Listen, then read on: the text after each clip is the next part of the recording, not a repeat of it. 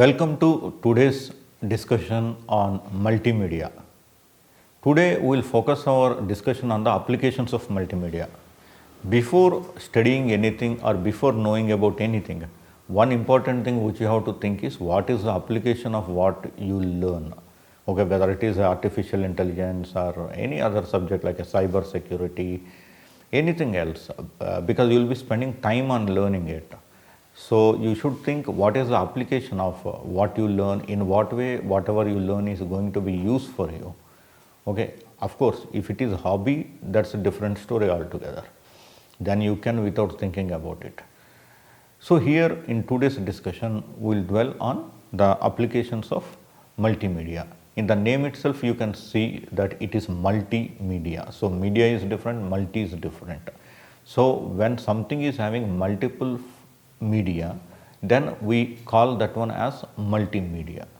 For example, voice is a media, vision is a media, like if you have to be at an elementary level like audio, video, they are two different things. You can see only video programs, you can see only audio programs, and normally if you are looking to a film, it is having both audio and video, colors, okay, moments, a lot of things. Okay, all these things fall under multimedia. So to develop multimedia, there are several packages. Some of them you must have already listened to in the discussions, but we have to see exactly what are the application areas of multimedia. So with the advancement of technology, many applications are evident for the multimedia technology. The advancement of technology have opened up newer fields for the application development. One such field which is having tremendous potential and falls under the broad purview of multimedia is virtual reality. It is the tool of today and it is also the tool of tomorrow. If you go to Facebook or even if you go to YouTube, you can see VR videos there. So virtual reality videos are a bit different from the regular videos. You can wear a gear which will help you perceive the virtual reality videos. For example, if a country wants to show its monuments to the foreigners so that they come and visit, earlier they used to shoot the videos and with an audio background, they used to show them. But now with virtual reality, what is happening is they are developing VR videos, and if the person is wearing the VR gear and watching the video, he can actually walk through them. So it is more realistic when compared to a normal video. Also, many devices are having provisions for you to view the VR content. So virtual reality is primarily used in applications in entertainment industry, but is going to be very useful tool for performing simulative remote control applications. Virtual reality will have a tremendous impact on-job training sector. Let us see in what way we can categorize the multimedia applications. If you consider in the entertainment industry, it has used this technology the most to create real life games. Several developers have used graphics, sound, animation of multimedia to create variety of games. The special technologies such as virtual reality have made these games just like experience of the real life. One example is Flight Simulator, which creates a real life imaging. Many multimedia games are now available on computers, tabs, mobiles and other devices. Children can enjoy these experiences. For example, they can drive cars of different variety, fly aircraft, play any musical instrument, play golf and do many number of things. Gaming has become a very huge industry. Nowadays, if you are able to develop a very good game which will run in the form of an app, you can even earn a lot of money if it is being downloaded. You can develop apps and you can upload them and you can put a price tag, and if people like it, they pay and they will download that mobile app and they will be running. You will find millionaires, people becoming millionaires due to the mobile app development. And also one more advantage is that, for example, in today's world, you have Google Play Store, you have Apple's App Store, and also there are like Windows Store also is available. Now these stores make you available many apps. It is possible to host a mobile app without even uploading to these libraries.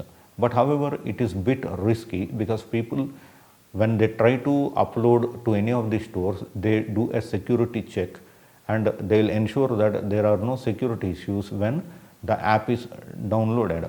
For example, in the case of games or any apps, the trend is that when you upload with a price tag, and if that becomes a hit, even if there is no price tag, if it becomes a hit and many people are downloading, the companies sometimes they buy that app and they will provide to their subscribers freely or for a charge, but they will pay you so much money that you don't need to worry about the individual purchases.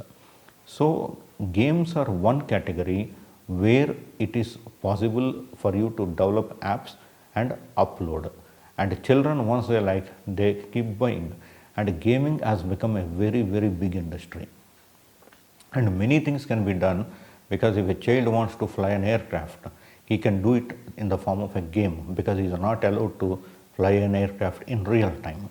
Now another category is edutainment. Edutainment is nothing but educational entertainment. Many computer games with focus on education are now available. A simple example in this case is an educational game which plays various rhymes for little kids. In addition to playing rhymes, the child can paint the pictures, increase and reduce the size of various objects. Similarly, many other edutainment packages which provide a lot of detailed information to kids are available.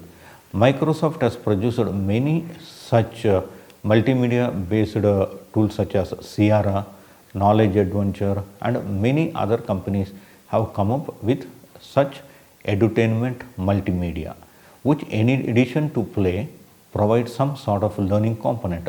Because children are uncontrollable, you cannot tell them that they have to learn. You have to make them learn by themselves. So if you use multimedia, they easily get attracted, and in the due course they will also learn, whether it is alphabets, whether it is checking their vocabulary, whether it is checking the spellings. Many educational software is nothing but it is purely multimedia. So such packages, they are developed not just for children only, but also for the teachers who can also use them to teach to the children. It is also possible to develop games. Of course, they are existing that children will be able to know how to operate the computer, how to know more about the computer while playing the games. Another application is business communications. Multimedia is a very powerful tool for enhancing the quality of business communications. The business communications such as employee related communications, product promotions, customer information and reports for investors can be presented in multimedia form. Whenever you present in the form of multimedia, people glue to such presentations because they are very attractive with audio and video and graphics. Otherwise, if you are just putting some lines and presenting them, things may not be attractive. Of course, ultimately it is the quantity which matters, but then even to reach the quantity and read the quantity, things should be attractive, that people spend some time focusing on it to understand the content. All these business communications are required to be structured such that a formal level of content structure exists in the communication. 21 applications are there, which I will not be able to elaborate here, but then you can think of at least 20 or 15 applications of multimedia. Some common business applications involving multimedia requires access to database of multimedia and information about a company. The multimedia technology of today can easily support this application, as a natural language inquiry systems do exist for making queries. Another is knowledge transfer. This kind of application, it involves transmission of a piece of information with the maximum impact. The transfer of information in such a fashion that it facilitates the retention. This application is meant for academia and business. In academies, basically what happens is that the knowledge transfer is used as a building block. So in academics, it is not only used as a building block, But in the case of business, it is the effective transfer of information which might be essential for the survival of the business. Multimedia based teaching is gaining momentum and will become a very powerful teaching aid. It is already very powerful. If you see anything, you will find multimedia embedded in it. But then initially it is PC based, now it is mobile based. Okay, once you are offering some multimedia to a mobile device, you need to think about the memory and other things, because normally mobiles are having more content than PCs, because people are using mobiles to browse rather than their PCs, and the things get filled up very fast based on the memory you have. Multimedia is one of the best ways to provide short-term training to the workers in a business house. It gives a lot of flexibility in providing training. Now let us think about the public access. Public access is an area of application where many multimedia applications will soon be available. Already they are available, but this number will increase because not everything is accessible through mobile or PC nowadays, but as more and more becomes accessible, the role of multimedia will also increase more and more. For example, you consider a tourist information system. Here a person who wants to go for a sightseeing trip may have the glimpse of places he has selected for visiting.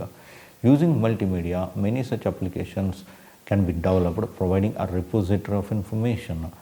For example, think of a railway timetable inquiry. A multimedia based system may not only display the trains and timings, but also the route map of the destination from the source you have decided. Such things we are able to see nowadays, undoubtedly, and at the same time these things can be made more attractive using the multimedia. Maybe in future you will be able to see the video also of the train approaching the station and leaving the station at regarding the stations that are en route. Okay, because now there is a bit of time delay. Of course, multimedia will not be able to bridge the time delay, but it will be able to enrich the experience which you will have when using it, because you don't get bored. You will be able to spend time on the things which you have interest if they are multimedia based. One industry that has got hugely benefited is publishing industry. The publishing industry can be classified according to the market it caters for. One of the classification is based on the information which is presented in published text. For example, a publication may be for reference purposes or archival purposes or tutorials.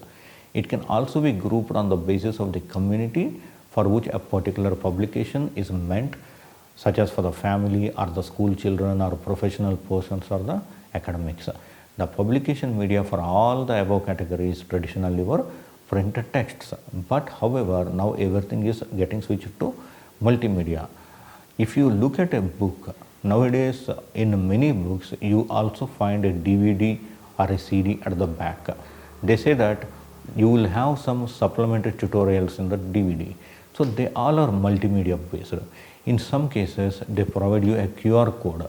You use the QR code, a video gets opened. So now with a book, with something printed and which is really physical, you can also provide a lot of information along with it which cannot be printed. For example, a video cannot be printed. A video needs to be watched. So whenever a topic is published in a book, adjacent to it, they can always provide a QR code which will take you to that link to a video which will elaborate things better. And here one quite interesting thing is that suppose something new had happened in that field, even then if you are able to upload that particular video to the same link, anybody who clicks on the QR code will be taken to the latest information or revision regarding the topic that is printed. So in one way the revised editions can be removed altogether. There is no need for you to revise an edition because something very big development had happened since you last wrote the book. So it is possible that using multimedia, your publishing industry doesn't need to really print physical things, due to which you will be saving a lot of paper, thus protecting the environment better. The publishing industry has changed drastically because of availability of multimedia. The publications which are meant for a family, such as newspapers, family magazines, etc., are readily available online. That is in multimedia form, giving real life experiences. For example, the online news clippings are not only read but can also be experienced by seeing the video film associated with it. For example, Microsoft Multimedia is one example in this category. The life and composition of Beethoven is another example where a rich mix of sound, visuals, and movies are provided for publication. The publishing industry meant for children has changed tremendously with the advent of multimedia. Yes, it is a very, very good habit to read the books even now. But at the same time, you may decide to read a book online or offline. Whether it is online or offline, if you are having a multimedia component, that will be more interesting. For example, some people like to watch TED videos every day. They watch at least one TED talk every day. Okay, so that is one habit. And TED talks are nothing but their multimedia. They are using multimedia. So many encyclopedia and books providing a sort of edutainment are available that use multimedia.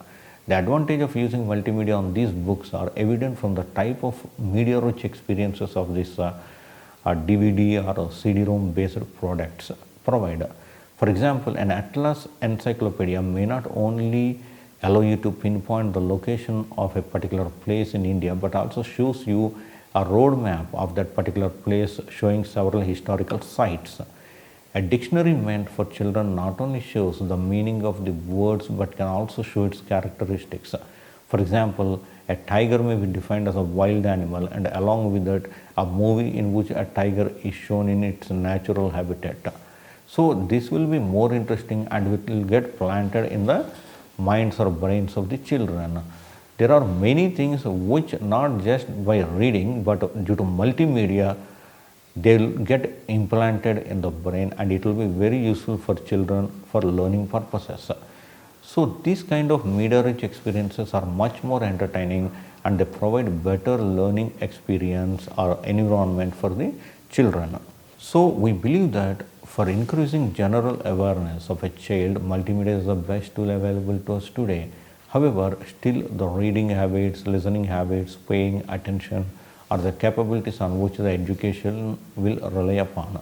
For professionals today, many products are available in the market. For example, how to tackle many management oriented issues can be presented in multimedia form.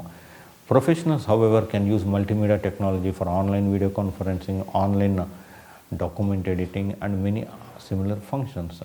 As far as academics are concerned, multimedia publishing is a boon. Today, if a researcher wants to refer to a conference proceedings, all that he has to do is to buy a DVD, or even they can go to their website online and buy access to the conference proceedings, download it and run it on their computer. And such DVDs or CDs, they normally contain abstracts, paper presentations, reports presentations, and similar things. The other advantage of an academician gets by having such a detail on a DVD is that his search through the material can be faster, as in general several indexes are being provided in the DVDs. Suppose the same needs to be done on a PC, it will consume a lot of bandwidth, and sometimes the internet is not available, sometimes bandwidth connection may be slow, due to which he will not be able to fulfill his research goals. But if they buy it, it runs on the PC very fast because it doesn't need access to internet. There is no need for them about thinking of slowing the net and other things, and it is available on their hard disk, or they can copy the content to their hard disk or directly run from the DVD by inserting it into the slot in the machine. So multimedia publishing has a great potential and will be the technology which has tremendous potential. It's already doing very well, it's used across the world, but it is having more potential because normally wherever there is a multimedia, there is huge memory also that is needed. So you will see many multimedia tools coming up that will be using less memory but doing great things. So the competition is in that place that it uses less resources but does more work and but does rich work. The multimedia technology also supports the process of collaborative development of documents for printing, thus making process of publishing faster and better. Now let us see how this communication technology and multimedia services are really connected. The advances of computing, communication and creation of relevant standards have led to the beginning of an era where you will be provided with the multimedia facilities at home, maybe in the form of an interactive TV. These services may include a basic television services, interactive environment, digital audio, video on demand, home shopping, financial transactions, interactive single and multi-user games, digital multimedia libraries and electronic versions of newspapers, magazines and other interesting content. Cable TV and telephone companies are the main infrastructure providers for these facilities. The networking technology along with the improved compiling and compression technologies will be delivering the interactive services very profitable manner. The entertainment cable, telephone and some companies are trying to design wide variety of such multimedia services and they are already in action by some companies. Today PCs are the tool that promote collaboration. Apart from PCs, you can even use tabs and mobiles. They are essential to any multimedia workstations. Many high-speed networks are in place that allow multimedia conferencing or electronic conferencing. Today we have to depend on our telephone to link us with others. Of course, you can have a separate Wi-Fi or you can have a separate FDDI also. But initially many people are having telephone lines being used not only just for a phone call but also for a group audio conference. Now you have Google Meet and other such things which can run on the net and you can do the conferencing with many people. A PC based multimedia conference allows us to exchange audio, text, image and even video information. The PC will also facilitate group development of documents and other information products. For many of us, the lure of computers is a powerful one. However, many of us also refrain from using computers for fear of failure in case we are beginners. We want to hone computer skills but are scared to make the effort because we lack those very skills. Too many of us, especially in the field of learning, are caught in this modern tug of war. Throughout the 1980s and 1990s, the concept of multimedia took on a new meaning as the capabilities of satellites, computers, audio and video converged to create new media with enormous potential. Combined with the advances in the hardware and software, these technologies were able to provide enhanced learning facility and with attention to the specific needs of individual users.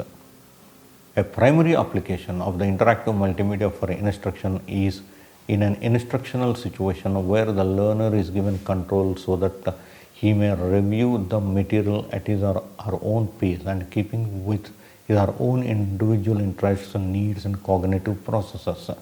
The basic objective of interactive multimedia material is not so much to replace the teacher as to change the teacher's role entirely. As such, multimedia must be extremely well designed and sophisticated enough to mimic the best teacher by combining in its design the various elements of the cognitive processes and the best quality of the technology.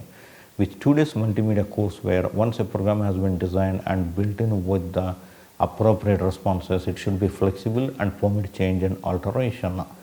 So whatever is possible today in a class where a teacher is available, where the students are available, you should be in a position to develop multimedia packages that really replace each and every activity. One obstacle which I find is the interaction. How you really design interaction using multimedia? Is it possible to have an interaction as happens in the class? So these are the things that are really challenging even now, and you have to think, because if you can really fill that gap, then multimedia, you can say, had taken off completely. Otherwise, yes, it has done well, but at the same time, it cannot really replace the real life situations. Then there are several advantages, because it is possible to increase the productivity to reach many people who otherwise cannot attend the classes. Of course, multimedia, you can think of one alternative that will solve many problems, but maybe not 100%, but to that extent that it is convincing that it can be used in case one misses the real life situations. Multimedia, it is a term frequently heard, and it is also discussed among the educational technologists. Unless clearly defined, the term can alternatively mean a judicious mix of various mass media such as print, audio and video, or it may mean the development of computer-based hardware and software packages produced on a mass scale and yet allow individualized use and learning. In essence, multimedia merges multiple levels of learning into an educational tool that allows for diversity in curricular presentation. Multimedia is the exciting combination of computer hardware and software that allows you to integrate video, animation, audio, graphics, and text resources to develop effective presentations on an affordable desktop computer. So, to run multimedia, you need a multimedia computer also. What is a multimedia computer? A multimedia computer means it's not just only computer. Yes, it is computer plus you will be having speakers. Then it will be good to have an LED monitor to really feel the richness of the presentations, all those things. But whatever it is, each and every component of that multimedia should be in a position to be experienced. For example, you have speakers, then you can experience the audio. Suppose there are VR videos, in case you have a gear, you can experience it. Like that, you should have a machine wherein you can really experience multimedia to the maximum extent possible. Suppose you don't have a computer with speakers, then it means that you will be missing the audio. Okay, so nowadays all these things have become common. When you say computer, all these things are multimedia computers. There are no computers which are not multimedia because all components are integrated. You don't need to buy them and attach them. So multimedia is characterized by the presence of text, pictures, sound, animation and video. Some or all of them which are organized into some coherent program. Today's multimedia is a carefully woven combination of text, graphic art, sound, animation and video elements. When you allow an end user, the viewer of a multimedia project that are delivered and presented, it becomes interactive multimedia. As such, multimedia can be defined as an integration of multiple media elements such as audio, video, graphics, text, animation and similar things into one synergetic and symbiotic whole that results in more benefits for the end user than any one of the media element can provide individually. Specific uses of multimedia, they include drill and practice to master basic skills, the development of writing skills, problem solving, understanding abstract mathematics and science concepts, simulation in science and mathematics, manipulation of data, acquisition of computer skills for general purposes and for business and occasional training, access and communication to understand the populations and students, access for teachers and students in remote locations, individualized and cooperative learning, management and administration of classroom activities.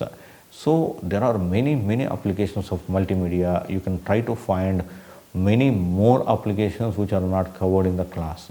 I thank you very much for joining the discussion today. In case you have any doubts, please mail to pvsuresh@igno.ac.in. Thanks a lot.